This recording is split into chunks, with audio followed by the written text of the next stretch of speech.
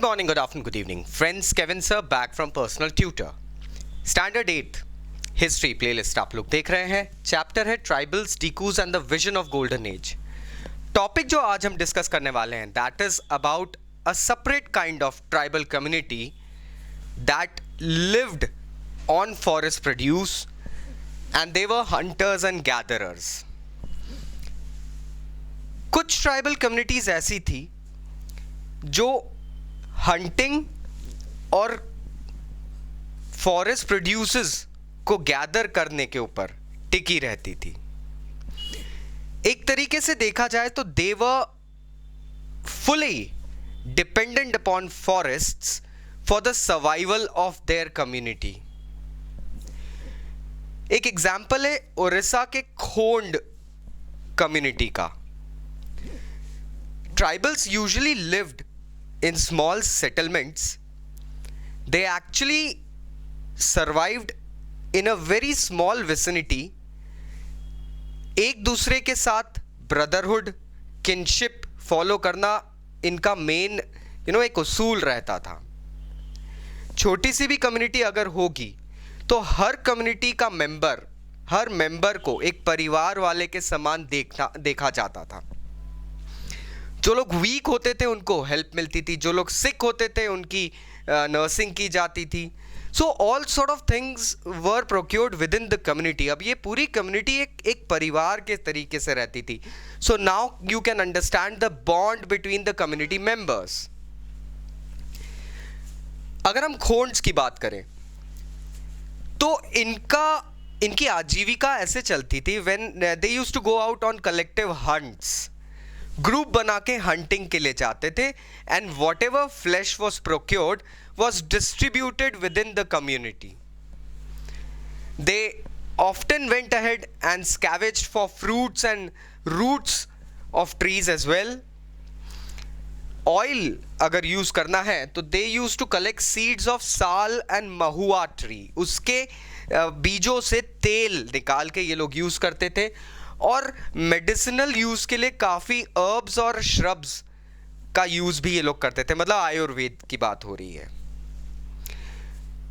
अक्सर इन लोगों के पास जब इनका फॉरेस्ट प्रोड्यूस थोड़ा ज़्यादा क्वांटिटी में इकट्ठा होता था तो they use to sell it in the local market and वहाँ से they use to get either money और बार्टर में ग्रेन्स और राइस. इनफैक्ट अगर हम बात करें तो लोकल जो विलेज के वीवर्स और लेदर वर्कर्स वगैरह थे they also were very much dependent upon these tribals. Why? Because उनसे ही इनको कुसुम और पलाश के पेड़ों से जो डाइज कलर्स निकलते हैं वो मिलते थे.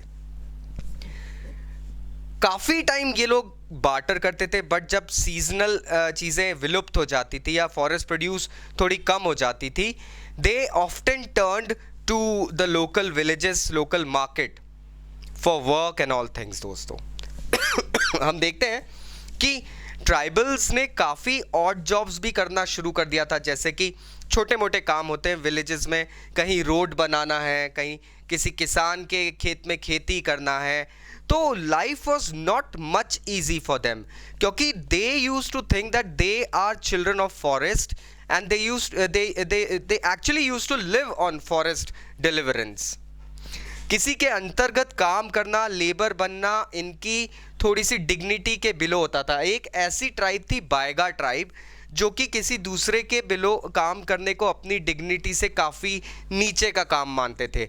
They had a feeling of rather dying than working under someone.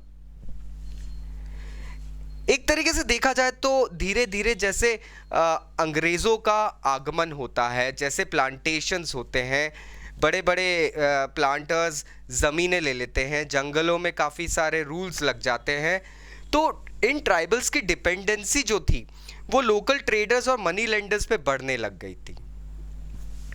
अब इस डिपेंडेंसी के बढ़ने के कारण दो तीन थे. पहला तो whenever they used to go ahead and feel lacking about the food or any other things they used to turn to money lenders.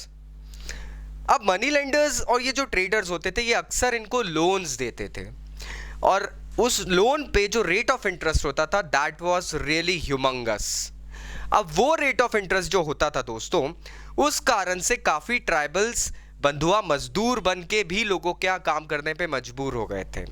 तो जाहिर सी बात है एक सिनेरियो बन रहा था that the tribals began to see the traders and money lenders, for example the outsiders generally, as evil, because they are the ones who slowly came and indulged into their territory and took away their freedom. So now you understand the crux of the mindset that people had and what type of tribals were the hunters and gatherers as well. Still अगर कोई doubts है नीचे comment box से comment ज़रूर करना. Bye bye.